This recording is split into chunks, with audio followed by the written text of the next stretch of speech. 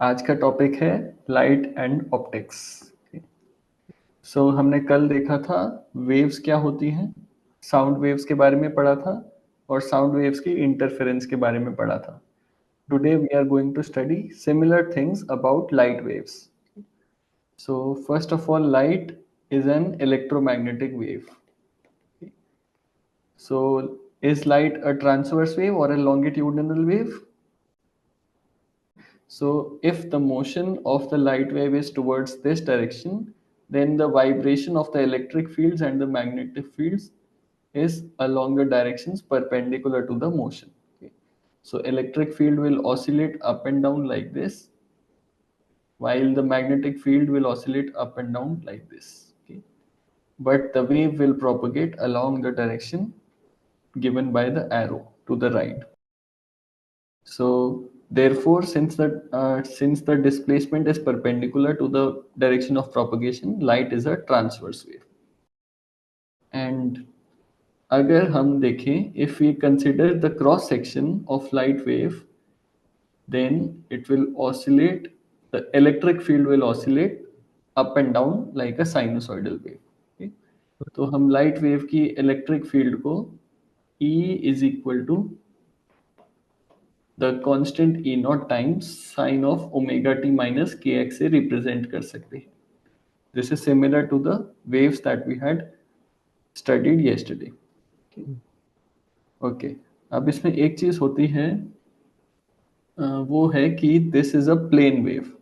Plane wave में क्या होता है that if you look at a particular cross section, then the wave will appear to be following a particular straight line path. तो wave का हर एक point electric field में to the right propagate करेगा. तो अगर हम किसी भी point x is equal to 0 पर इंटेंसिटी देखें और x इज इक्वल टू किसी और पॉइंट a पर इंटेंसिटी देखें, तो intensity will remain same at all the points. This is because it is a plane wave. Plane wave में जो हमारा ऑसिलेशन है that only depends on the x coordinate. So this is a plane wave, but light can also be represented by a radial wave. Radial wave में क्या होता है, जो हमारा सोर्स होता है वो सेंटर पर होता है और सोर्स से चारों तरफ वेव्स एमिट होती हैं.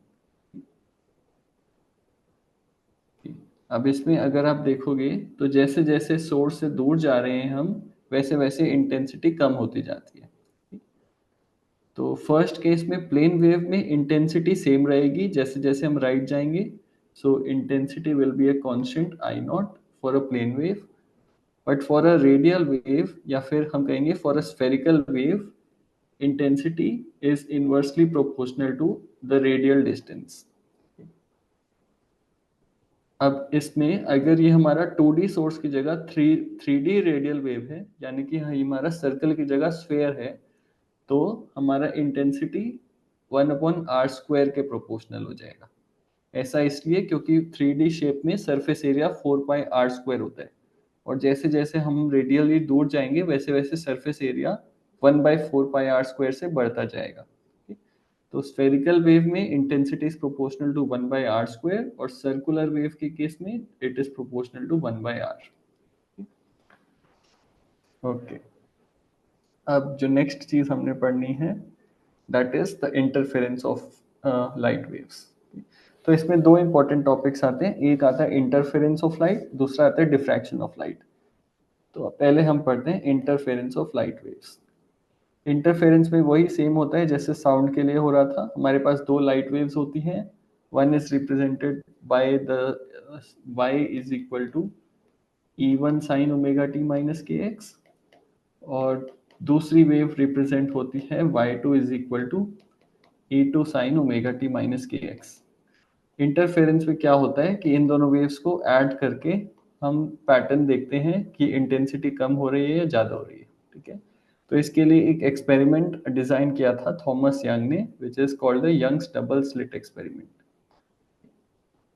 कि तो उसने क्या किया था, एक छोटा सा 2 स्लिट एक्सपेरिमेंट किया था. तो उसने एक सोर्स में 2 स्लिट्स बना दिए थे और लाइट वेव्स जो कि प्लेन लाइट वेव्स थी उसको लेफ्ट से इन टू स्लिट्स के थ्रू पास कराया, एंड जो लाइट वेव्स पास कर रही थी इन टू स्लिट्स को, उनको एक स्क्रीन पर कैप्चर करा. So this is the screen. These are the two slits. And इनके बीच में लाइट वेव्स पास कराई. तो अगर लाइट वेव्स पार्टिकल होती, अगर लाइट वेव्स पार्टिकल होती एक फुटबॉल की तरह, तो सिंपली इन दो स्लिट से निकलकर एक यहाँ पर पैटर्न बनता, और इस वाली स्लिट से निकलकर एक यहाँ पर इंटेंसिटी का पैटर्न बनता. तो अगर लाइट वेव पार्टिकल होती तो कुछ ऐसा पैटर्न स्क्रीन पर आना चाहिए था. बट जब यंग ने एक्सपेरिमेंट किया तो ऐसे पैटर्न की जगह जो असली में पैटर्न आया था, that was a sinusoidal pattern like this. तो इस एक्सपेरिमेंट से प्रूव हुआ था that light is not a particle but light also has a wave nature. अब हमें क्या पूछता है एग्जाम में, वो ये पूछता है कि जो ये पैटर्न बना है इसका मैक्सिमम और इसका मिनिमम सेंट्रल लाइन से कितने डिस्टेंस पर है. तो let us say this is the central line. Central line को हम y is equal to 0 assume कर लेते हैं. आपसे पूछेगा कि इस सेंट्रल लाइन से ऊपर और नीचे कितने डिस्टेंस पे मैक्सिमा और मिनिमा बना. तो सेंट्रल लाइन पे हमेशा मैक्सिमम बनता है, और उसके दोनों तरफ फर्स्ट मिनिमा आता है, फिर सेकंड मैक्सिमा और सेकंड मिनिमा एक एक करके आता रहता है. तो इसको हम स्टडी करते हैं. तो इसके लिए कुछ मार्किंग्स करते हैं. लेट अस से the distance between the slits is small d. The distance from the slits to the screen is capital D. The wavelength of light is lambda. And let us say the distance upward or below the central mean is given by y. So अगर ये central point है, इससे ऊपर का distance is y. तो अब हमें relation find करना है कब मैक्सिमम बनेगा और कब मिनिमम बनेगा. तो उसके लिए हमें पाथ डिफरेंस फाइंड करना पड़ेगा दोनों स्लिट्स के बीच में. तो लेट अस से एक रे इस वाली स्लिट से जाके इस डिस्टेंस पे गई, और दूसरी रे लाइट की यहाँ से दूसरी स्लिट से निकल के उसी पॉइंट पर गई.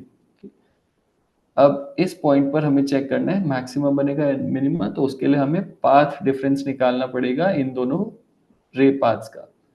तो पाथ डिफरेंस निकालने के लिए हम ये वाला डिस्टेंस निकालेंगे. Okay, so this distance is the path difference delta x. अगर ये डेल्टा एक्स लैम्डा का मल्टीपल होगा, दैट मीन्स वहां पर मैक्सिमा बनेगा. और अगर ये delta x path difference lambda plus lambda by 2 होगा, इसका मतलब वहां पर मिनिमा बनेगा. तो अब हम इस डेल्टा एक्स को in terms of small D, capital D और वाई के टर्म्स में लिखते हैं. ओके, तो लेट अस से हमने यहाँ से मिड पॉइंट से एक लाइन लिया. That line makes an angle theta with the horizontal. तो अगर ये वाला एंगल थीटा है तो ये वाला एंगल भी थीटा होगा अप्रोक्सीमेटली. तो we can say delta x will be equal to d sine theta. ठीक है. ओके, तो पाथ डिफरेंस हमारा डी साइन थीटा आता है. Now from the figure we can see that if theta is very very small, then sin theta will also be equal to tan theta, and tan theta is equal to small y divided by capital D. तो path difference जो d sin theta है उसको हम approximately d tan theta से भी लिख सकते हैं. And since tan theta is small y over capital D, path difference को हम small d times small y times capital D से रिप्रेजेंट कर सकते हैं. ये अप्रोक्सीमेट है. ठीक, तो हमारे पास पाथ डिफरेंस की इक्वेशन आ गई. अब हम देखते हैं आगे क्या होगा. ओके, तो अब अगर ये पाथ डिफरेंस n लैम्डा है, यानी कि लैम्डा का मल्टीपल है, दैट मीन्स वहां पर कंस्ट्रक्टिव इंटरफेरेंस होगा और मैक्सिमा बनेगा. सो let us say if this is equal to n lambda, that means constructive interference will happen. तो देखते हैं कौन कौन से पोजीशन पे कंस्ट्रक्टिव इंटरफेरेंस होता है. सो इस इक्वेशन को हम सॉल्व करेंगे तो हमारे पास आएगा yn is equal to n lambda times capital D over small d. तो मतलब इन पोजीशंस पर हमारा मैक्सिमम आएगा. तो अब हम ग्राफ में देखते हैं ये सारी पोजीशंस कहाँ कहाँ पर होगी. अगर y मैक्स आता है हमारा n lambda capital D over small d, तो अगर n इज इक्वल टू 0 लेंगे दैट मीन्स एक तो y इज इक्वल टू 0 पर हमारा मैक्सिमा आएगा विच इज दिस पॉइंट। अगर n को 1 लेंगे तो हमारा आएगा y1 is equal to capital D lambda over small d which is this point. अगर n को हम 2 लेंगे तो अगला मैक्सिमा आएगा which will be equal to y2 is equal to 2d lambda by d। और अगर n को -1 लेंगे तो हमारा नीचे की तरफ वाला पहला मैक्सिमा आएगा which is y-1 is equal to d lambda by d but in the negative direction. Okay, तो ये हमने निकाल लिए पोजीशंस ऑफ मैक्सिमा। अब फ्रिंज विड्थ क्या होता है? Fringe width is the distance between two consecutive maximas और टू कंसेक्यूटिव मिनिमास, तो यानी कि the distance between this maxima and this maxima, this is known as the fringe width. और इसको मिनिमास के टर्म में भी डिफाइन कर सकते हैं, so the distance between to मिनिमास। आप देख सकते हो क्योंकि ये ग्राफ सिमेट्रिक है तो डिस्टेंस बिटवीन टू मैक्सिमास और distance between to minima same आएगा। तो फ्रिंज विड्थ कितना होगा?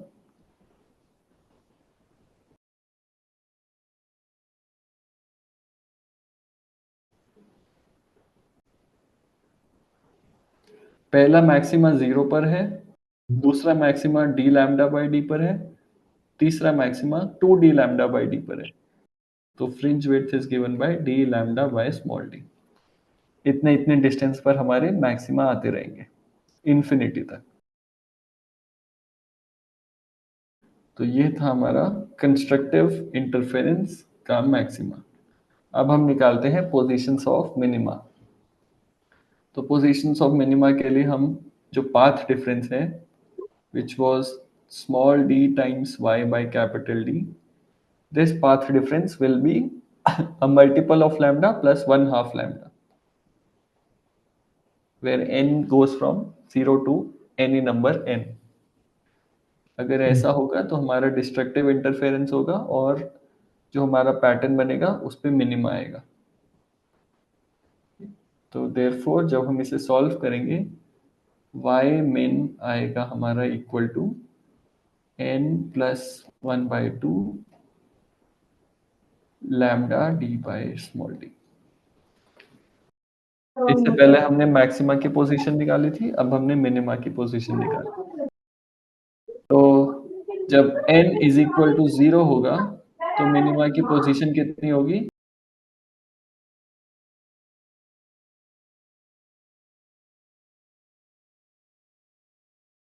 ठीक है, तो y1 और y2 के बीच में कहीं इधर आएगा मिनिमम हमारा, and y1 minimum will be equal to lambda d by 2 small d। ऐसे ही हर दो मैक्सिमास के बीच में एक मिनिमा आता रहेगा। okay? और इसकी position can be calculated from this equation. ठीक है, तो इसमें भी फ्रिंज विड्थ सेम आएगा। किन्हीं दो मिनिमम के बीच में अगर आप डिस्टेंस निकालोगे तो capital D lambda by small D आएगा। तो इसके क्वेश्चंस देख लेना एक बार बुक में। क्वेश्चंस में आपको मैक्सिमा और मिनिमा की पोजीशन ही निकालनी होती है। ओके, और एक और चीज होती है पाथ डिफरेंस। सो पाथ डिफरेंस अभी हमने डिस्टेंस के टर्म्स में करा था, बट हम एंगल के टर्म्स में भी कर सकते हैं। ओके, तो एंगल के टर्म्स में हम पाथ डिफरेंस निकालेंगे by multiplying it with 2 pi by lambda. तो कंस्ट्रक्टिव के लिए हमारा जो पाथ डिफरेंस होता है वो कितना होता है? जो पाथ डिफरेंस होता है that is equal to n lambda for constructive. यहाँ पर कंस्ट्रक्टिव का देखा था, तो पाथ डिफरेंस की जगह हम n लैम्डा डाल देंगे। तो इस केस में लैम्डा और लैम्डा कट रहे थे और हमारा फेज डिफरेंस आ रहा था 2n पाई। अब देखते हैं डिस्ट्रक्टिव के केस में क्या होगा। तो डिस्ट्रक्टिव के केस में पाथ डिफरेंस कितना होगा? डिस्ट्रक्टिव के केस में path difference will just be n plus 1/2 times lambda. इसमें स्मॉल डी और कैपिटल डी नहीं आएंगे। स्मॉल डी और कैपिटल डी इस एक्सप्रेशन में आ रहे थे जिसमें स्मॉल वाई भी था। तो जब हम सब्स्टिट्यूट कर देंगे तो फेज डिफरेंस आएगा n प्लस 1/2 टाइम्स लैम्डा, और लैम्डा कैंसिल हो जाएंगे, therefore phase difference is equal to 2 pi times n plus 1/2। This is for destructive interference.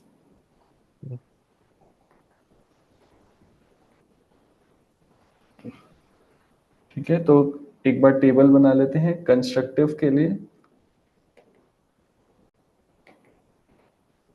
हमारा पाथ डिफरेंस डेल्टा x होगा n लैम्डा, और फेज डिफरेंस होगा हमारा 2n पाई। तो यानी कि जो हमारा पाथ डिफरेंस होगा वो लैम्डा, 2 लैम्डा, 3 लैम्डा, 4 लैम्डा ऐसे करके आएगा, सो ऑन। और जो फेज डिफरेंस होगा 2 pi corresponding to lambda, 4 pi corresponding to 2 lambda, 6 pi corresponding to 3 lambda and so on, ऐसे करते करते आएगा। और डिस्ट्रक्टिव के लिए देखते हैं हम। डिस्ट्रक्टिव इंटरफेरेंस में हमारा इंटेंसिटी जीरो हो जाएगा, मिनिमा हो जाएगा। Delta x will be equal to 2n plus 1/2 lambda. तो यानी कि λ/2, 3 λ/2, 5 λ/2 ऐसे ऐसे पाथ डिफरेंस आएगा। और फेज डिफरेंस इसमें आएगा हमारा सिर्फ 2n प्लस 1 पाई। तो यानी कि λ/2 के लिए फेज डिफरेंस आ जाएगा पाई, 3 λ/2 के लिए फेज डिफरेंस आ जाएगा 3 पाई, 5 पाई, 7 पाई एंड सो ऑन। ठीक है, तो क्वेश्चंस आएंगे जिसमें आपको फेज डिफरेंस या पाथ डिफरेंस दिया होगा, आपको इन बताना होगा कि मैक्सिमा है या मिनिमा। ठीक है, तो अब हम देखते हैं इंटेंसिटी क्या होगा। इंटेंसिटी का फॉर्मूला सेम रहता है जो साउंड में पढ़ा था। तो अगर I1 और I2 है इंडिविजुअल वेव्स का, तो नेट होगा हमारा intensity I1 plus I2 plus 2√I1 I2 cos phase difference, so cos delta. जो डेल्टा हमने अभी देखा उसके इक्वल होगा। तो अगर कंस्ट्रक्टिव इंटरफेरेंस हो रहा है तो हमारे डेल्टा होगा 0, 2 पाई, 4 पाई, 6 पाई, तो कॉस डेल्टा +1 होगा कंस्ट्रक्टिव के केस में। देयरफॉर नेट इंटेंसिटी होगा I1 plus I2 plus 2√I1 I2। ये होगा कंस्ट्रक्टिव के केस में। और डिस्ट्रक्टिव के केस में हमारा डेल्टा पाई, 3 पाई, 5 पाई, 7 पाई ऐसे है, तो कॉस डेल्टा -1 आएगा। तो डिस्ट्रक्टिव के केस में नेट इंटेंसिटी कम हो जाएगा। ठीक है, अब आप देखो जो यंग्स डबल स्लिट एक्सपेरिमेंट था उसमें हमने 2 स्लिट बनाए थे और उस पर सेम लाइट सोर्स डाला था। तो यंग्स डबल स्लिट एक्सपेरिमेंट में I1 और I2 हमारे सेम थे। तो उस केस में टोटल इंटेंसिटी कंस्ट्रक्टिव में 4i हो जाएगा, सो I plus 2i which is 4i। और डिस्ट्रक्टिव के लिए टोटल इंटेंसिटी 0 हो जाएगा। तो अगर हम ऊपर जाएं फिगर में, जो जहां पर मिनिमास आ रहे हैं वहां पर नेट इंटेंसिटी 0 है, और जहां पर मैक्सिमा आ रहे हैं वहां पर नेट इंटेंसिटी 4i है। तो अगर ओरिजिनल वेव जो हमारी इंसिडेंट वेव थी उसका इंटेंसिटी i दे रखा है, तो मैक्सिमास का इंटेंसिटी 4i होगा, सभी मैक्सिमास का, और सभी मिनिमास का इंटेंसिटी 0 होगा।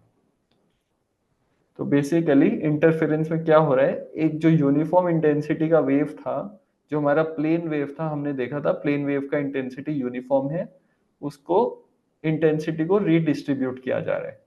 कहीं पर आई से ज्यादा किया जा रहा है, कहीं पर आई से कम किया जा रहा है, बट ओवरऑल एवरेज इंटेंसिटी अभी भी सेम रहेगा। बस हमने कहीं का कहीं इंटेंसिटी निकाल के कहीं और शिफ्ट कर दिया है। ओके, अब एक क्वेश्चन आता है ऑप्टिकल पाथ डिस्टेंस।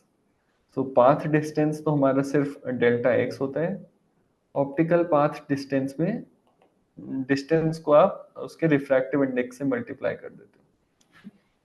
सो अगर हमारा नॉर्मल डिस्टेंस d है तो ऑप्टिकल पाथ होगा delta x prime is equal to mu times delta x.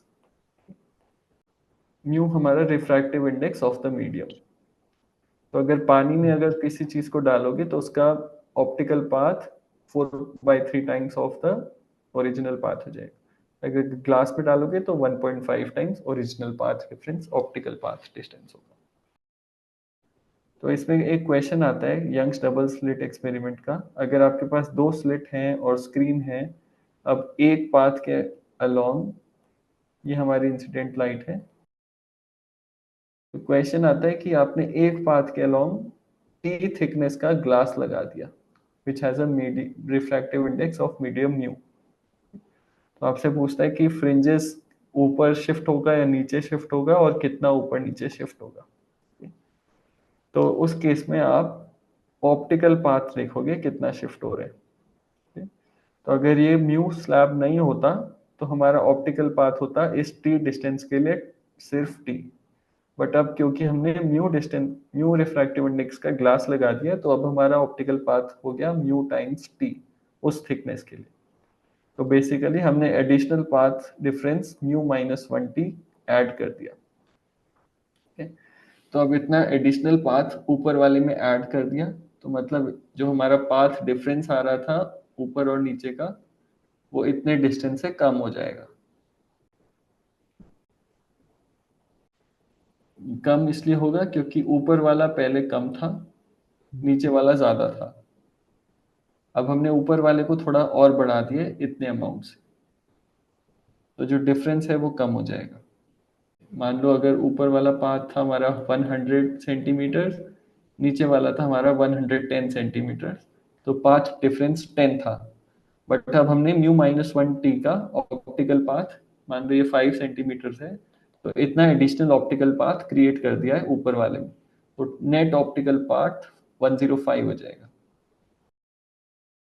तो पाथ डिफरेंस कम हो जाएगा, उसके अकॉर्डिंग देख लेना फ्रिंजेस हमारे ऊपर या नीचे शिफ्ट होंगे। और अगर सेम चीज हमने नीचे वाले रास्ते में करी होती तो यहाँ पर टी थिकनेस का स्लैब लगाया होता विद रिफ्रैक्टिव इंडेक्स म्यू, अब पाथ डिफरेंस इतने से बढ़ जाता क्योंकि अब जो पहले ज्यादा है उसको हमने और ज्यादा कर दिया। तो इस केस में जैसे अगर इक्वेशन लिखना होता तो हमारा d sine theta plus mu -1t, अब ये एन लैम्डा होगा तब कंस्ट्रक्टिव मैक्सिमा होगा, और ये पाथ डिफरेंस अगर n lambda plus lambda by 2 होगा तब डिस्ट्रक्टिव इंटरफेरेंस होगा। ओके, तो अगर निकालना हो कि कितने फ्रिंजेस ऊपर या नीचे शिफ्ट हुआ तो कैसे करेंगे। तो d sine theta is equal to n lambda तो हमारा पहले इक्वेशन था मैक्सिमा के लिए। ठीक है, अब ये एडिशनल जो आ गया इतने फ्रिंजेस हमारा शिफ्ट हो जाएगा। तो यानी कि mu -1t is equal to n lambda. एक सेकंड, इसको मैं अच्छे से एक्सप्लेन करता हूँ। मान लो पहले हमारा before we added the glass slab equation थी d sine theta is equal to n1 lambda. अब नई इक्वेशन हो गई d sine theta plus mu -1t is equal to n2 lambda. तो इसका मतलब mu -1t is equal to n2 minus n1 lambda. तो कितने फ्रिंजेस ऊपर और नीचे शिफ्ट हुआ that is given by n2 minus n1 which is equal to म्यू-1t डिवाइडेड बाय लैम्डा। तो इतने फ्रिंजेस हमारा ऊपर या नीचे शिफ्ट हो गया। तो अगर ग्लास स्लैब नीचे लगाओगे तो क्योंकि पाथ डिफरेंस बढ़ रहा है तो हमारा शिफ्ट होगा फ्रिंजेस का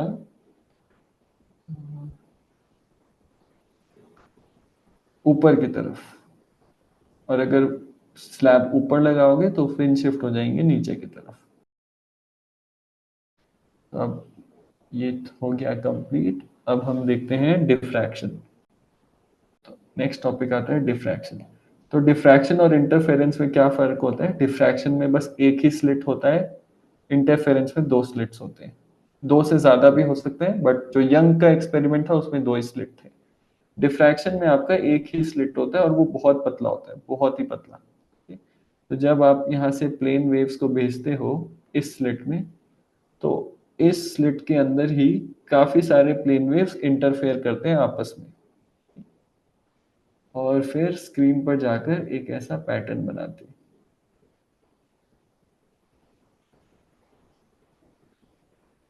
तो डिफ्रैक्शन इंटरफेरेंस ही है, बस डिफरेंस ये है कि वो एक ही स्लिट में जो बहुत सारी रेज हैं उनका आपस में इंटरफेरेंस हो रहा है। तो इसमें जो हमारा सेंट्रल मैक्सिमम होता है वो वापस से सेंटर पर होता है, तो 0 पर। और इसके बाद जो हमारा इक्वेशन आता है वो हम मिनिमास के लिए निकालते हैं। तो जो जेई में पूछा जाता है वो सिर्फ मिनिमास का पोजीशन पूछा जाता है डिफ्रैक्शन में। मैक्सिमास का पोजीशन निकाल तो सकते हैं पर वो काफी कॉम्प्लिकेटेड आ जाता है, तो मैक्सिमास का पोजीशन नहीं पूछता जेई में, सिर्फ मिनिमास का पोजीशन पूछता है। अगर इसका स्लिट का डिस्टेंस स्मॉल डी है, दोनों के बीच में एक डिस्टेंस कैपिटल डी है और position from the central axis small y है, तो डिफ्रैक्शन के केस में हमारा इक्वेशन आ जाता है d sine theta is equal to n lambda. अब ये मिनिमास का इक्वेशन होता है। यंग्स डबल स्लिट एक्सपेरिमेंट में ये मैक्सिमा का इक्वेशन था, बट डिफ्रैक्शन में ये मिनिमा का इक्वेशन होता है। ठीक है, तो ये ध्यान रखना है। तो अगर हम इसको सिंप्लीफाई करें तो साइन थीटा को हम टेन थीटा भी लिख सकते हैं और इसको हम स्मॉल वाई बाई डी भी लिख सकते हैं। तो देयरफॉर जो y कोऑर्डिनेट है मिनिमास का that will B n lambda capital D bye small d। ये आते हैं हमारे मिनिमास के कोऑर्डिनेट।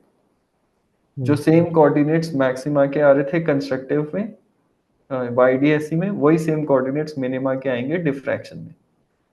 बस यहाँ पे एक चीज का ध्यान रखना है, n जो है हमारा 1 से स्टार्ट होता है, 0 से स्टार्ट नहीं होता। YDSC में 0 वाला भी इंक्लूडेड था बट इसमें सिर्फ 1 वाला इंक्लूडेड है, ऐसा देखते हैं क्यों है। तो y मीन हमारा आ रहा था n lambda capital D upon small d। तो अगर हम 0 को भी इंक्लूड कर देंगे तो 0 पर तो हमारा मैक्सिमा है। इसको ध्यान से समझ लो, ये सबसे इंपॉर्टेंट पॉइंट है डिफ्रैक्शन का।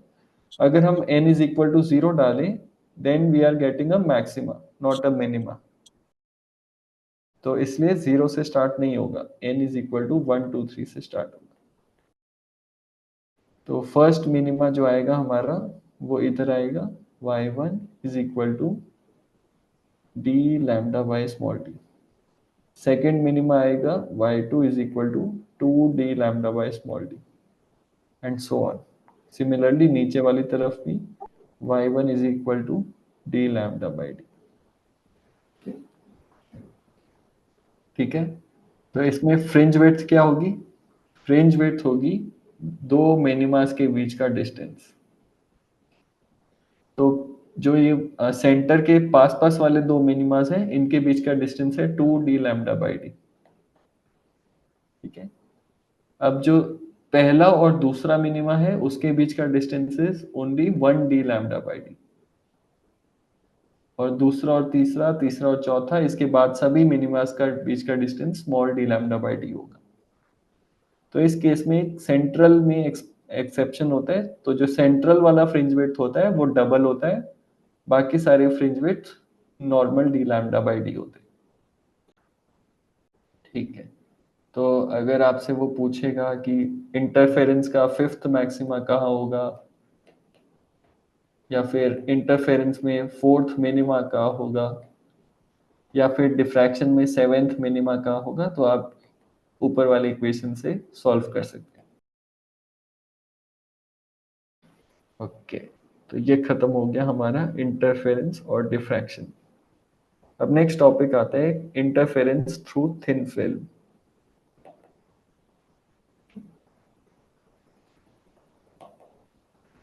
तो थिन फिल्म कुछ भी हो सकता है, सोप का फिल्म हो सकता है, किसी मटेरियल का फिल्म हो सकता है, but the condition is that the thickness of the film should be very low. तो इस केस में हमें बताना है कि पाथ डिफरेंस कितना होगा और कंस्ट्रक्टिव और डिस्ट्रक्टिव इंटरफेरेंस कितने कितने डिस्टेंस पर होगी। तो थिन फिल्म को हम ऐसे एज्यूम कर सकते हैं। तो बस डायग्राम के लिए मैं थिन फिल्म को काफी मोटा बना रहा हूँ, बट एक्चुअल में इसका थिकनेस नैनोमीटर्स में होता है। तो मान लो ये हमारा फिल्म है किसी भी मटेरियल का। अब इसके ऊपर हमारा इंसिडेंट रे आया, तो ये वाला इंसिडेंट रे पार्शियली तो रिफ्लेक्ट हो जाएगा, कुछ रिफ्लेक्ट हो जाएगा पोर्शन, कुछ पोर्शन ये रिफ्लेक्ट होके इधर चला जाएगा। अगर एंगल ऑफ इंसिडेंस आई है तो एंगल ऑफ रिफ्लेक्शन भी आई होगा। अब कुछ पोर्शन ये रिफ्रैक्ट होगा इस सरफेस से, तो जो रिफ्रैक्ट हो रहा है पोर्शन वो एंगल आर पर रिफ्रैक्ट होगा ऐसे। अब जो ये रिफ्रैक्ट होके गया ये दूसरे लेयर से वापस रिफ्लेक्ट होकर आएगा उसी सेम एंगल आर से। तो अब ये जब रिफ्लेक्ट होके वापस जाएगा तो सेम एंगल आर पर जाएगा, और फिर इसके बाद उसी एंगल आई से ये वापस चला जाएगा।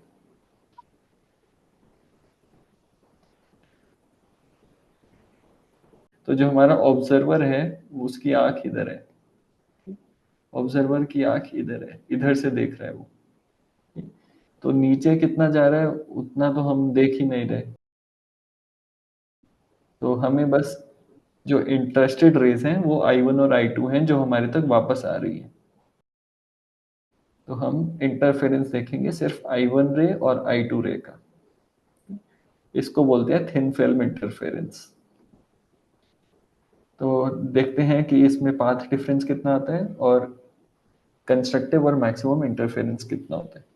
तो अगर हम ये ऊपर वाले सरफेस को एयर माने, नीचे वाले सरफेस को फिल्म का मटेरियल माने, और फिर नीचे वाले सरफेस को भी एयर माने, तो जब फर्स्ट रिफ्रैक्शन होगा इस पॉइंट पर, क्योंकि ये डेंसर से रेयरर से डेंसर मीडियम में जा रहा है, तो एंगल ऑफ रिफ्रैक्शन इसका कम होगा इंसिडेंट से, और फेज डिफरेंस इसमें जीरो होगा।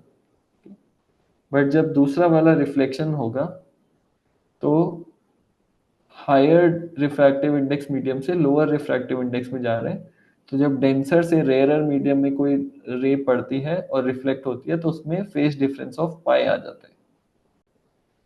इस पॉइंट पर phase difference will be zero. इस पॉइंट पर क्योंकि डेंसर से रेयरर में रिफ्लेक्शन हो रहा है तो phase difference of pi will come. और यहाँ पर वापस डेंसर से रेयर में रिफ्रैक्शन हो रहा है तो कोई फेज डिफरेंस नहीं आएगा। फेज डिफरेंस सिर्फ रिफ्लेक्शन में आता है, रिफ्रैक्शन में नहीं आता। रिफ्रैक्शन में तो वही सेम रे उसी फेज के साथ निकल जाती है। तो ये वाला रिफ्लेक्शन एक यहाँ पर हो रहा है और एक रिफ्लेक्शन यहाँ पर हो रहा है। इस वाले रिफ्लेक्शन में फेज डिफरेंस नहीं आएगा क्योंकि रेयरर से डेंसर मीडियम में हो रहा है। इस वाले रिफ्लेक्शन में फेज डिफरेंस ऑफ पाई आएगा बिकॉज डेंसर से रेयरर में जा रहा है।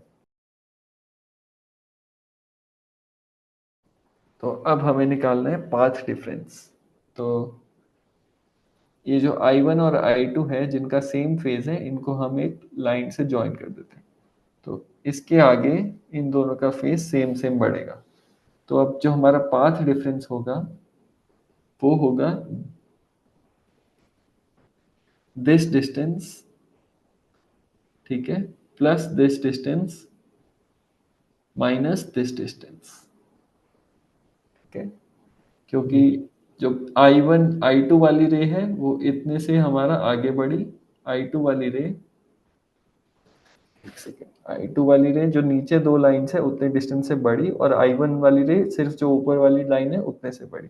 तो जो नेट हमारा डिफरेंस क्रिएट होगा that will B this plus this minus this. अब जो नीचे वाली रेज हैं वो म्यू मीडियम के रिफ्रैक्टिव इंडेक्स में है। तो जब हम ऑप्टिकल पाथ डिफरेंस निकालेंगे तो दिस प्लस दिस जब करेंगे तो उसको म्यू से भी मल्टीप्लाई करेंगे। पर जब ये देखेंगे तो इसको म्यू से मल्टीप्लाई नहीं करेंगे क्योंकि ये तो एयर में है। तो पॉइंट्स लेबल कर देते हैं आसानी के लिए।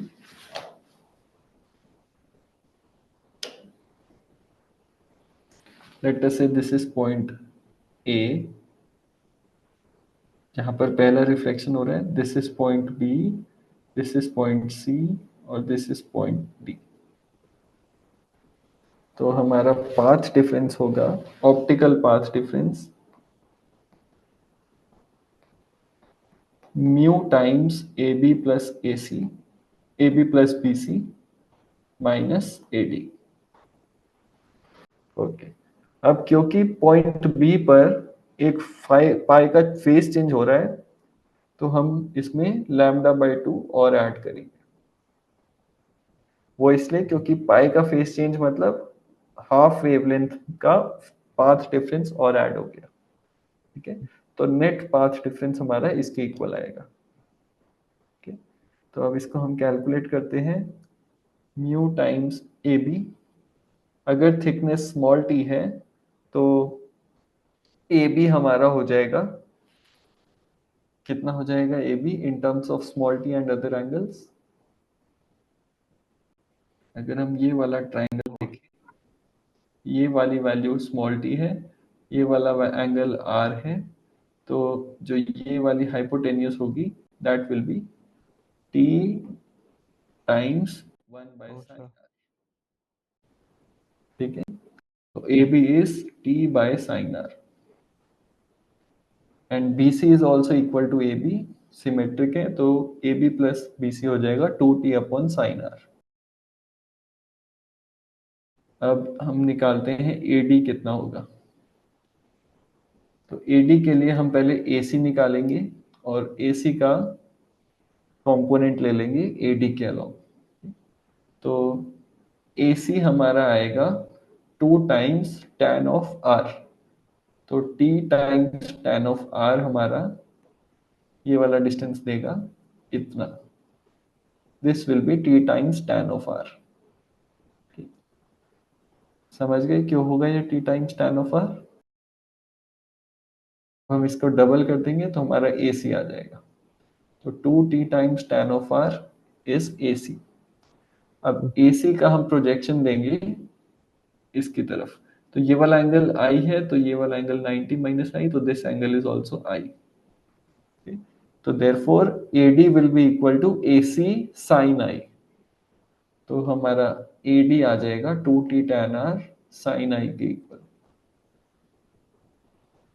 ओके, AC हमारा था 2t tan R।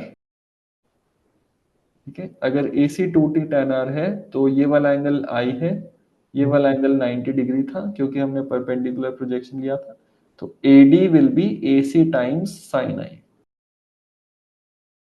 तो AD आ गया हमारा 2t tan R sin I। इसको सब्स्टिट्यूट कर देंगे, -2t tan R sin I plus lambda by 2। ये आ गया हमारा ऑप्टिकल पाथ डिफरेंस। अब बस इसको सिंप्लीफाई करना है, this will come out to be 2 mu T,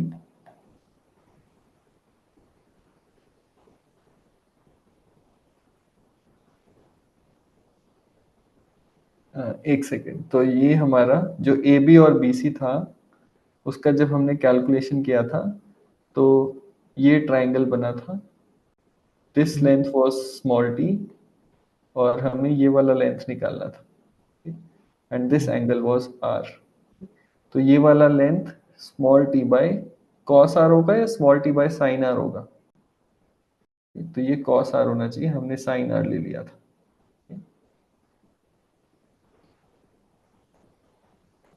तो पाथ डिफरेंस होगा हमारा 2 mu t by cos r minus 2t tan r sin I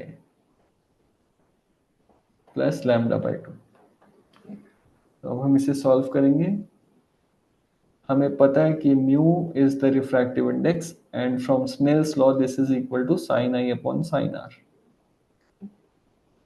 तो पाथ डिफरेंस आ जाएगा 2 mu t by cos r minus 2t sine are.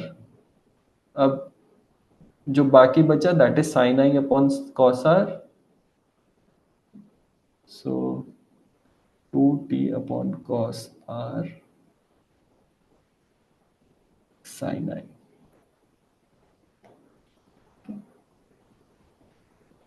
Plus lambda by 2। तो इसको जब simplify करोगे तो फाइनल पाथ डिफरेंस आ जाएगा 2 mu t cos r plus lambda by two. तो कॉस आर कॉमन आ जाएगा और 1 - sin² i आता है, वो कैंसिल हो जाता है, finally 2 mu t cos r आता है। कैलकुलेशन से एक बार कर लेना, ठीक है। तो हमारा फाइनल पाथ डिफरेंस आ जाता है थिन फिल्म के लिए 2 mu t cos r plus lambda by two. इसको आपने याद रखना है। डेरिवेशन कोई ज़रूरी नहीं है, डेरिवेशन आपसे पूछेंगे भी नहीं एग्जाम में। डेरिवेशन यूजुअली बोर्ड एग्जाम में आता है, आपको अभी जेई के लिए सिर्फ फाइनल फॉर्मूला याद करना है। तो अगर ये एन लैम्डा के इक्वल होगा दैट मीन्स कंस्ट्रक्टिव इंटरफेरेंस होगा, और अगर ये n lambda plus lambda by two के इक्वल होगा दैट मीन्स डिस्ट्रक्टिव इंटरफेरेंस होगा। ओके, तो अगर एन लैम्डा वाला केस ले हम, तो ये लैम्डा बाई टू उधर जाएगा, तो हम लिख सकते हैं that for constructive interference delta x should be equal to n lambda plus lambda by two. ठीक है, 2 mu t cos r is equal to n lambda plus lambda by two, तो कंस्ट्रक्टिव इंटरफेरेंस होगा। ये इसलिए क्योंकि जो हमने पीछे देखा था 2 म्यू टी कॉस आर और लैम्डा बाई टू हमने इधर शिफ्ट कर दिया, तो n lambda minus lambda by two होगा, उसमें एक और लैम्डा ऐड कर दो तो फर्क नहीं पड़ेगा, तो हम इसको n lambda plus lambda by two भी लिख सकते हैं। और डिस्ट्रक्टिव के लिए लैम्डा बाई टू कैंसिल हो जाएगा, तो हमारा कंडीशन आएगा 2 mu t cos r is equal to n lambda. Okay, तो ये कंडीशन था कंस्ट्रक्टिव के लिए और ये कंडीशन होगा डिस्ट्रक्टिव के लिए। तो इसमें याद रखना है कि जो इंटरफेरेंस वाईडीएससी में होता था उसका उल्टा है इसमें भी। वाईडीएससी में एन लैम्डा पे मिनिमम आता था, तो डिसकंस्ट्रक्टिव होता था, इसमें एन लैम्डा पे मिनिमम आएगा। वाई लैम्डा में delta x is equal to n lambda आ रहा था, d sine theta is equal to delta x is equal to n lambda पे कंस्ट्रक्टिव इंटरफेरेंस हो रहा था, तो मैक्सिमा बन रहा था। यहाँ पर जब 2 म्यूटी कॉसर एन लैम्डा के इक्वल होगा, तो मैक्सिमा की जगह मिनिमा बनेगा क्योंकि डिस्ट्रक्टिव इंटरफेरेंस हो रहा है। तो इसमें क्वेश्चंस ऐसे आएंगे कि आपको थिन फिल्म दिया होगा, उसका थिकनेस दिया होगा, उसका रिफ्रैक्टिव इंडेक्स दिया होगा म्यू इज इक्वल टू 1.42 ऐसे, और आपको दिया होगा कि अगर इतने एंगल ऑफ रिफ्रैक्शन से कोई रे इंसिडेंट है, आपको बताना है कि उसमें कंस्ट्रक्टिव इंटरफेरेंस होगा या डिस्ट्रक्टिव इंटरफेरेंस होगा, या फिर उसका कौन सा मिनिमा या कौन से नंबर का मैक्सिमा है। ये सब चीजें आपको फाइंड करनी है, उसके लिए आप ये दोनों इक्वेशंस यूज कर सकते हैं। ठीक है, ओके, तो ये हो गया हमारा इंटरफेरेंस थ्रू थिन फिल्म्स। अब एक कॉन्सेप्ट आता है मैलस लॉ। ये कुछ नहीं है, ये बस एक फॉर्मूला है जो आपको याद करना है। सो ये फॉर्मूला है I is equal to I naught cos square theta. तो अगर एक आपके पास सर्कुलर वेव है, तो इसके चारों तरफ एनर्जी बीम हो रही होगी। तो जब आप इसको एक स्लिट के थ्रू पास कराओगे, मान लो आप इस स्लिट के थ्रू इस रे को पास करा रहे हो, अगर ये slit at an angle of theta to the vertical है, तो अगर सर्कुलर वेव की ओरिजिनल इंटेंसिटी आई नॉट थी, तो इस स्लिट के पास होने के बाद इसकी इंटेंसिटी सिर्फ इसी डायरेक्शन के अलॉन्ग होगी, तो intensity will become I naught cos square theta. तो अगर ये slit theta is equal to 0 पर है, यानी कि वर्टिकल है, तो इंटेंसिटी सेम रहती है। तो फॉर एग्जांपल मान लो हमारी ओरिजिनल वेव जो थी वो इसी डायरेक्शन के अलॉन्ग थी, तो अगर ये स्लिट से पास करेगी तो थीटा 0 होगा क्योंकि दोनों वेव्स और स्लिट सेम एंगल पर है, therefore final intensity will be the same as initial intensity. But अगर सपोज करो हमारी जो इनिशियल वेव आ रही है वो वर्टिकल है ऐसे, और इसको हम एक एंगल्ड स्लिट के थ्रू पास करा रहे हैं, तो ये पूरी वेव की इंटेंसिटी पास नहीं होगी, सिर्फ उसका जो कंपोनेंट है उसके अलोंग, स्लिट के अलोंग सिर्फ उतना इंटेंसिटी पास होगा। तो आउटपुट इंटेंसिटी इस केस में होगी आई नॉट कॉस स्क्वायर थीटा। ठीक है, तो इसको बस याद कर लेना। कई बार आपको दिया होता है कि एक पोलराइज्ड वेव एक स्लिट के थ्रू पास करी जिसका angle is 30 degrees from the vertical, तो आपको फाइनल इंटेंसिटी बतानी होती है। ओके, तो ये हमारा खत्म हो गया ऑप्टिक्स, सॉरी लाइट वेव्स। अब हम आ जाते हैं ऑप्टिक्स पे। सो ऑप्टिक्स में सबसे पहले लॉस ऑफ रिफ्लेक्शन है। Laws of reflection says that angle of incidence is equal to angle of reflection. So i is equal to r, this is the law of reflection. और दूसरा law है कि जो incident ray है, normal रे है और रिफ्लेक्टेड रे है, all three of them lie on the same plane. फिर हमारे रिफ्रैक्शन के लिए स्नेल्स लॉ आता है। तो अगर मीडियम 1 की रिफ्रैक्टिव इंडेक्स μ1 है, रिफ्रैक्टिव इंडेक्स मीडियम 2 का μ2 है, और फर्स्ट मीडियम से एक वेव आई at an angle of incidence i, तो आफ्टर रिफ्रैक्शन अगर μ2 μ1 से बड़ा है तो it will bend towards the normal, अगर μ2 μ1 से छोटा है it will bend away from the normal, और final angle that it will make will be the angle of refraction. तो स्नेल्स लॉ कहता है that μ2 divided by μ1 will be equal to sine i upon sine r, या फिर इसको हम लिख सकते हैं mu i sine i is equal to mu R sine r. Okay, ये है हमारा स्नेल्स लॉ। फिर हम देखते हैं रिफ्रैक्टिव इंडेक्स की डेफिनेशन। तो refractive index is the speed of light in air या vacuum divided by the speed of light in the medium. उसके बाद हमारे आते हैं apparent depth and the critical angle. तो अगर हमारा मीडियम 1 डेंसर मीडियम है, मीडियम 2 रेयरर मीडियम है, और मीडियम जो डेंसर मीडियम है उससे रे आई एट एन एंगल आई, तो अब ये डेंसर से रेयरर में जा रही है तो it will bend away from the normal, so it will go like this. अब सपोज करो हमने एंगल ऑफ इंसिडेंस और बढ़ा दिया, सो एंगल ऑफ इंसिडेंस हमने इतना कर दिया। अब ये जो बेंड रे है, रिफ्रैक्टेड रे, ये हॉरिजॉन्टल लाइन की तरफ और बेंड होती जाएगी। एक पॉइंट आएगा जब ये बिल्कुल हॉरिजॉन्टल लाइन के अलॉन्ग जाएगी, तो उस पॉइंट के बाद आप जितना भी एंगल बढ़ाओगे तो रिफ्रैक्शन की जगह रिफ्लेक्शन होना स्टार्ट हो जाएगा। तो इसके बाद जब आप एंगल और इंक्रीज करोगे तो इंस्टेड ऑफ रिफ्रैक्शन आपका रिफ्लेक्शन होना स्टार्ट हो जाएगा। This angle of incidence is called the critical angle. तो क्रिटिकल एंगल निकालने के लिए आप एंगल ऑफ रिफ्रैक्शन को 90 डिग्रीज कंसिडर करोगे, तो n2 will be equal to 1 over sine i. Therefore, the critical angle is given by sine inverse of 1 by n2। ठीक है, तो अगर आपको दोनों मीडियम्स की रिफ्रैक्टिव इंडेक्स दी होगी, क्रिटिकल एंगल दिया होगा, क्रिटिकल एंगल निकालने को बोला होगा, तो आप इस फॉर्मूले से निकाल सकते हो। क्रिटिकल एंगल से जितने भी बड़े एंगल्स पर इंसिडेंस रे आएगी तो रिफ्रैक्शन नहीं होगा, सिर्फ रिफ्लेक्शन होगा। और टोटल इंटरनल रिफ्लेक्शन में भी angle of incidence will be equal to angle of reflection. तो let us say critical angle 45 degrees है एयर और ग्लास के लिए।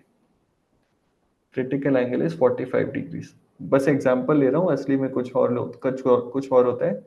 तो अगर ये 30 डिग्रीज पर आएगी इंसिडेंस रे, तो अभी इस केस में रिफ्रैक्शन होगा। अगर ये एंगल हमने बढ़ा के 45 डिग्रीज कर दिया, उस केस में बिल्कुल अलोंग द हॉरिजॉन्टल जाएगी, तो एंगल ऑफ रिफ्रैक्शन 90 होगा। अब हमने अगर ये एंगल बढ़ा के 50 डिग्रीज कर दिया, यानी कि क्रिटिकल एंगल से भी बड़ा कर दिया, तो रिफ्रैक्शन होगा ही नहीं, बिल्कुल रिफ्लेक्शन होगा, where angle of reflection will also be 50 degrees. So this is called total internal reflection. It occurs when the incidence angle is greater than or equal to the critical angle. फिर next topic आता है apparent depth का। तो let us से ये एक water का pond है, इसमें एक कॉइन गिरा हुआ है सरफेस पर, और इस पॉन्ड की रियल डेप्थ स्मॉल डी है। अगर कोई इंसान ऊपर से खड़ा होके इस कॉइन को देख रहा है तो उसको जो एपरेंट डेप्थ लगेगी उसको स्मॉल डी से छोटी लगेगी। So d apparent will be less than the real depth, and the factor by which it will be less will be d apparent is equal to d real divided by n2, where n2 is the refractive index of the medium in which the coin is placed. तो अगर refractive index 2 है तो apparent depth will be half of the real depth. तो जब आप कोई भी चीज पानी के अंदर डालते हो तो वो कम गहराई पे दिखती है। एंड सिमिलरली अगर कोई ऑब्जेक्ट पानी के अंदर से ऊपर देख रहे हैं, मान लो एक मछली है पानी के अंदर और ये मछली ऊपर किसी इंसान को देख रही है जिसकी हाइट है स्मॉल एच, तो ये मछली को जो एपरेंट हाइट दिखेगी that will be greater than the real height, and that factor will again be the refractive index of water. तो अगर रिफ्रैक्टिव इंडेक्स n2 है तो h apparent will be greater than the real height। इस case में उल्टा होता है, तो जो मछली को असली में दिख रहा होता है वो ओरिजिनल हाइट से बड़ा होता है, and the factor by which this is greater is again the refractive index. So h apparent is equal to n2 times the real height। तो अगर किसी बंदे की हाइट 2 मीटर है, पानी का रिफ्रैक्टिव इंडेक्स 1.5 है, तो उस मछली को 3 मीटर की हाइट का बंदा दिखेगा। तो नेक्स्ट आता है हमारा मिरर्स एंड लेंसेज। सो इसमें या तो बीच में मिरर होता है या बीच में लेंस होता है। तो ऑब्जेक्ट को हम लेफ्ट हैंड साइड पे रखते हैं, ऑब्जेक्ट का distance from the mirror is given bye you, जो इमेज बनती है वो राइट हैंड साइड पे बनती है, इमेज का distance from the pole of the lens is given by v. तो मिरर के केस में the mirror equation is 1 by v plus 1 by u is equal to 1 by f. तो anything that is to the right of the mirror और lens is positive, anything to the left is taken as negative. तो object क्योंकि हमेशा left hand side पर होगा तो object u will always be negative unless वो एक virtual object है। इस इक्वेशन से आप किसी भी ऑब्जेक्ट डिस्टेंस पे इमेज का डिस्टेंस बता सकते हो कितना होगा। And magnification of a mirror is given by negative v by u। अगर मैग्निफिकेशन नेगेटिव है मतलब इमेज इन्वर्टेड है, अगर मैग्निफिकेशन पॉजिटिव है मतलब इमेज इरेक्ट है। अगर इमेज इरेक्ट होगी तो वर्चुअल होगी, अगर इमेज इन्वर्टेड होगी तो रियल होगी। और फिर लेंस के केसेस में ये इक्वेशन चेंज हो जाती है। लेंस के केसेस में लेंस इक्वेशन में नेगेटिव आ जाता है, मैग्निफिकेशन में पॉजिटिव वी बाई यू आ जाता है। तो इसमें आपको ये देखना होता है कि जैसे जैसे सेंटर ऑफ कर्वेचर या 2r पर अगर ऑब्जेक्ट है तो इमेज भी सेंटर ऑफ कर्वेचर या 2r पर रहेगी। जैसे जैसे ऑब्जेक्ट सेंटर ऑफ कर्वेचर या 2r से पास आता जाएगा वैसे वैसे इमेज दूर जाती रहेगी, और जैसे जैसे ऑब्जेक्ट 2r से दूर जाता रहेगा वैसे वैसे इमेज 2r के पास आती जाएगी।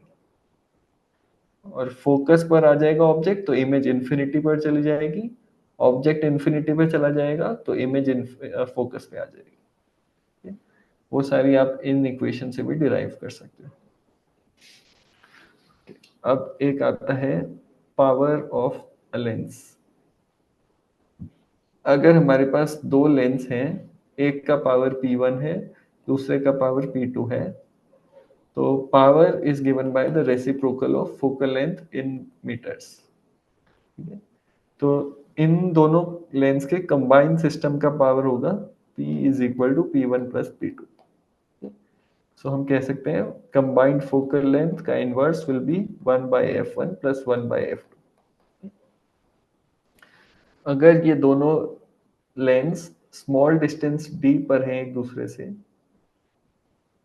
और हमें कंबाइंड सिस्टम का फोकल लेंथ या पावर निकालना है, गिवन दैट फर्स्ट वाले का फोकल लेंथ f1 है, दूसरे का f2 है, तो इस केस में हम पावर को ऐड नहीं कर सकते बिकॉज डिस्टेंस स्मॉल d है। इस केस में the net power 1/f will be equal to the power of the first length plus the power of the second length minus small d by f1 f2। तो ये वाला adjustment हमें बनाना पड़ेगा। तो combination of to lenses का ये focal length होगा। Okay okay, अब एक ये प्रिज्म वाला होता है। अगर ये हमारा प्रिज्म है तो अगर हम इंसिडेंट रे ऐसे भेजेंगे तो क्योंकि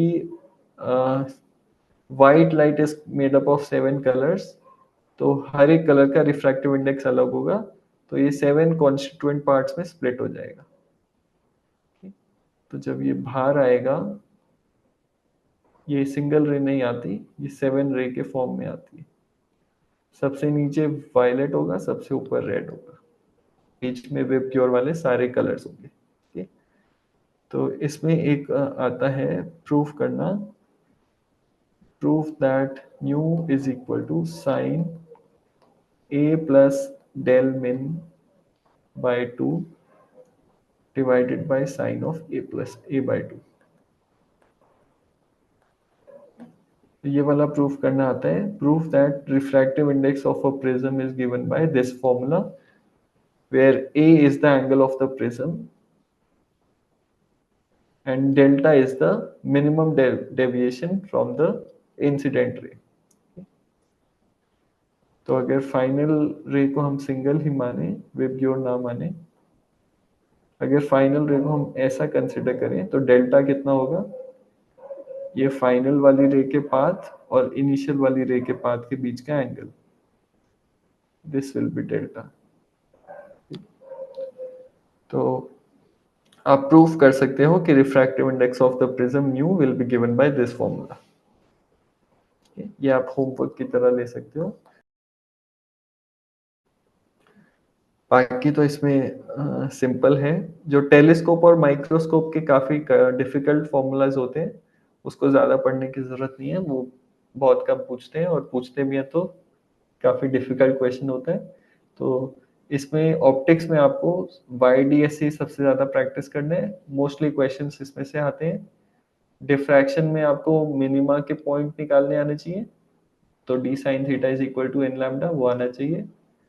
और थिन फिल्म वाले केस में मिनिमास और मैक्सिमा कहाँ पे आएंगे, और थिन फिल्म में आपको याद रखना है कि phase difference is equal to 2 mu t cos r और प्लस लैम्डा बाई 2 ऐड करते हैं, क्योंकि जो सेकंड वाला रिफ्लेक्शन होता है उसमें पाई बाई 2 का, उसमें पाई का फेस डिफरेंस आ जाता है। okay? और उसके बाद जो लेंस और मिरर्स वाली इक्वेशंस हैं वो आपको ध्यान में रखनी है। एक जो हम भूल गए थे वो ये है कि अगर एक सिंगल सरफेस है, फर्स्ट वाले का रिफ्रैक्टिव इंडेक्स μ1 है, सेकंड वाले सरफेस का μ2 है, तो इस केस में इक्वेशन होती है हमारी μ2 by v minus μ1 by u is equal to μ2 minus μ1 by r. ये तब होती है जब हमारा एक ही सरफेस है, और जब हमारा दो सरफेस हो जाएंगे, यानी कि ऐसे लेंस बन जाएगा पूरा, तो उस केस में हम सेम इक्वेशन दो बार ही लगाते हैं। तो μ1 μ2 लेंस के अंदर और μ1 फिर से, तो पहले μ1 और μ2 के लिए ऊपर वाला इक्वेशन लगाते हैं, फिर μ2 और μ1 के लिए ऊपर वाला इक्वेशन दोबारा लगाते हैं। तो इस केस में हमारा जो फाइनल इक्वेशन निकल के आता है that is known as the lens maker formula, which is 1/f is equal to mu minus 1 times 1/r1 minus 1/r2। तो R1 हमारे फर्स्ट वाले कर्व्ड सरफेस का रेडियस ऑफ कर्वेचर है, इस वाले का कर्वेचर इज R1, तो ये पॉजिटिव होगा, और R2 हमारा इस वाले का कर्वेचर है, और क्योंकि ये लेफ्ट की तरफ कर्व्ड है तो R2 विल बी नेगेटिव।